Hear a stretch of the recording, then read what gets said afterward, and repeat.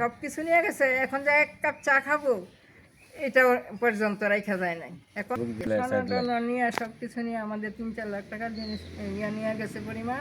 হুসেন্দি পূর্বপাড়া গ্রামে ব্যাপক চুরি হয়েছে। আপনাদের আজকে নাকি বুরহান ভাইয়ের ঘরে চুরি হয়েছে। আসুন আমরা দেখি এবং জানি ওনার কি অবস্থা। তো ওনারা আসলে সঠিক বলতে পারতেছেন না যে চুরিটা আজকে রাত্রি হয়েছে না গত রাত্রি হয়েছে, বুঝতে পারছেন না। তবে উনি বাড়িতে থাকেন না, মেয়ের সঙ্গে কিশোরগঞ্জ থাকেন, সপরিবারে কিশোরগঞ্জ থাকেন। বাড়িতে এসে দেখছেন যে তালার খয়রা ভেঙে এই যে তালার অবস্থা। ভিতরে শিকল ছিল, এই শিকল দিয়ে পেঁচানো ছিল তালা, সেই তালাগুলোও নিয়ে গেছে। এবং যেটা ধারণা করছেন বুরহান ভাই যে এই দিক দিয়ে গিলটা ভেঙেই প্রবেশ করেছে প্রথমত, তারপর ভিতর দিয়ে গিয়ে তালা খুলে তারপরে তারা ঢুকে পড়ে। আমরা ভিতরের অবস্থা কি আসুন একটু দেখাই। অভিযোগ করছেন যে এই রুমের যে ফ্যানগুলো ছিল সবগুলো এই রুম থেকে ফ্যানগুলোই শুধু নিয়েছে। দেখতে পাচ্ছেন যে দুটি কলসির অবস্থা, অনেক কিছুই ছড়িয়ে ছিটিয়ে পড়ে রয়েছে। আমরা দেখাই যে অনেক কিছুই নিয়ে গিয়েছে এবং দেখতে পাচ্ছেন যে না যে হাল অবস্থা যা ছিল সাজানো গোছানো সেগুলো আর নেই। প্রতিটা এরকম আলমারি খুলে খুলে রাখা হয়েছে। আমরা আর একটু যদি দেখাই, সবচেয়ে আশ্চর্যজনক ঘটনা যে কারেন্টের লাইনগুলো পর্যন্ত খুলে নেওয়া হয়েছে। আর একটা কক্ষের অবস্থা আপনাদেরকে দেখাচ্ছি, দেখুন কি অবস্থা, সব এলোমেলো হয়ে রয়েছে, পড়ে রয়েছে, নাজুক অবস্থা একদম। আরও একটি কক্ষে যাই, বেশ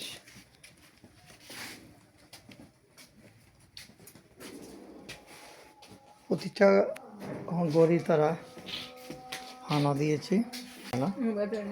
আইপিএসের ব্যাটারিও নিয়ে গেছে, সৌরবিদ্যুৎ। এই ঘরটিতে প্রবেশ করলে আপনারা দেখবেন যে অবস্থা, বিছনাপত্রের সুটকেস আছে, এইগুলো এলোমেলো পরে রয়েছে, বিশেষ করে স্টিলের আলমারিগুলো। এদিকে আপনারা দেখতে পাচ্ছেন বাসন কুসন যা ছিল সবগুলো নিয়ে গেছে। আপনারা এই যে দেখতে পাচ্ছেন আর একটি আলমারি একদম খালি, কিছুই নেই এখানে। জগ মগ যা ছিল সাজানো গোছানো একটা পরিবারের যা থাকে, কাচের জিনিসে ভরপুর ছিল এই সুকেশ, সেটা খুলে সব নিয়ে গেছে। এবং যদি এই পাশে আসি, এই পাশে অবস্থা আপনারা দেখতে পাচ্ছেন যে ফ্রিজ, এই ফ্রিজের সামনের অবস্থা যাই হোক, পেছনের অবস্থা খুব নাজুক। এবং ফ্রিজ থেকে বাড়িতে আসলে এখানে কিছু থাকতো, কম্প্রেসার নিয়ে গেছেন এটা বলতেছেন। এই যে ফ্রিজ খুলে এরকম অবস্থা করেছে। তো উনি বয়োজ্যেষ্ঠ মানুষ, খুব দুঃখ পেয়েছেন এরকম ঘটনায় এবং আশ্চর্য হয়েছেন যে এরকম অবস্থা উনি কোথাও জীবনে দেখেন নাই। এটা রুড়েছে না, এটা খাবার খোলা হয়ে গেছে। বাস্কট বিদেশি কম্বল ছিল, তা পাচ্ছেন যে বাস্কটা এখনো উঠানো রয়েছে এবং ভিতরটা ফাঁকা। বলেন তো আপনার বাড়ির যে অবস্থা, কি কি ছিল এবং কি কি নেই, বা আজকে বাড়িতে এসে কি কি দেখলেন এবং আপনার পরিচয়টাও যদি একটু দিয়ে নেন। আমার নাম মোহাম্মদ বুরহানুদ্দিন, পিতার নাম মোহাম্মদ জিয়াউল হক জেদুবিহারি। পুরান বাড়ি ছিল রুকনুদ্দিন স্যারের বাড়ি। কয়েক বছর হয়েছে এই বাড়িতে, নতুন বাড়িতে উঠছি। যে বাড়িতে থাকতো ওই ভাই মারা গেছে, কামাল উদ্দিন। আমার মেয়ে BCS cadre doctor, Pakundia posting ছিল, এখন সৈয়দ নজরুল্লাহ বদলি হয়েছে, নজরুল মেডিকেল কলেজে পড়াশোনা হয়েছে। ওনার সাথে এই নজরুলের মানে আপনার বাবা মা একসঙ্গে মেয়ের সাথেই থাকে? বাবা মা দুজনে, আমরা দুজনেই ছোটো মেয়ে বাবা মেয়ের সাথেই থাকি নজরুল কোয়ার্টারে। এই জন্য বাড়ি খালি।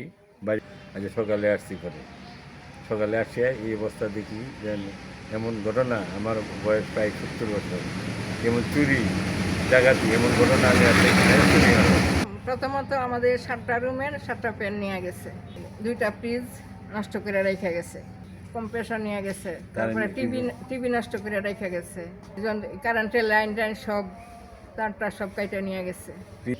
যাবতীয় কাছের জিনিস যা ছিল সব নিয়ে গেছে, কিছুই রাখে নাই। 50-60টা হাঁড়ি পাতিল ছিল, পাতিলা, কিন্তু একটা পাতিলা রেখা যায় না, সব নিয়ে গেছে। কাপড় চোপড়, বিছানা চাদর টাদর ছিল অনেক, এগুলা সব নিয়ে গেছে। প্রায় 5টা নতুন কম্বল নিয়ে গেছে, তালা নিয়ে গেছে 15টার মতো, ল্যাপটপ আর কি ওইটাও নিয়ে গেছে, সব কিছু নিয়ে গেছে। এখন যা এক কাপ চা খাবো এটা পর্যন্ত রাখা যায় নাই। এখন আমাদের নতুন করে সব সংসারে সব কিছু, পানি টিউবওয়েল নিচে, ও টিউবের নিচে 2টা, মোটর নিচে। মোটর নিচে একটা।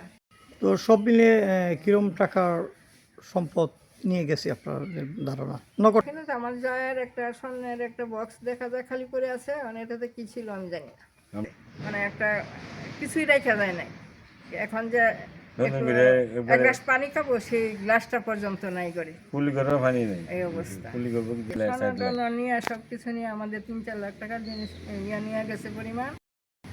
এখন যদি আমরা বসবাস করি তারপরে 3 লাখ টাকার মতো এগুলা লাগবে সংস্কার করতে। কিন্তু আমাদের মেয়ের সাথে আমরা থাকি, এটা কি আমাদের অপরাধ যে আমরা থাকতে পারবো না মেয়ের সাথে খালি বাড়ি রাইখা? খালি বাড়ি রাইখা থাকলে যদি এরকম পরিস্থিতি হয় তাহলে কিভাবে চলবে? আপনাদের কাছে বিচার রাখলাম। গ্রামবাসীদেরকেও বলছি, কিন্তু তারা কোনো কিছু টের পায় নাই, তারা কোনো কিছু বলতে পারে না এই বিষয়ে। তো আপনারা কি আইনের দ্বারস্থ হয়েছেন? না। তো দুঃখ ভরা কণ্ঠে অনেক কথাই বলছিলেন যে ওনারা এই বাড়িঘরের অবস্থা নাজুক হয়ে গিয়েছে, আপনারা ভিতরের অবস্থা দেখিয়েছি। পরিশেষে ওনাদের বক্তব্য এটাই, গ্রামবাসীরাও এটা খোঁজ পায়নি বা টের পায়নি, তারা হয়তো ফেলে এগিয়ে আসতো, হতাশ হয়ে পড়েছেন। আইন প্রশাসনের প্রতি আমাদের শ্রদ্ধা বোঝাচ্ছে, ওনারা যদি খুঁজে বের তদন্ত করে দোষীদেরকে বের করতে পারে তাহলে আমরা খুশি হব। আর অন্য যতজন আর বিপদে না পড়ে আর কি। আমাদের মতো বিপদের যেন আরো 10 জন না পড়ে। যারা এরকম বাড়ি ঘর রেখে বাইরে আছেন তারা সবাই একটু সজাগ থাকবেন।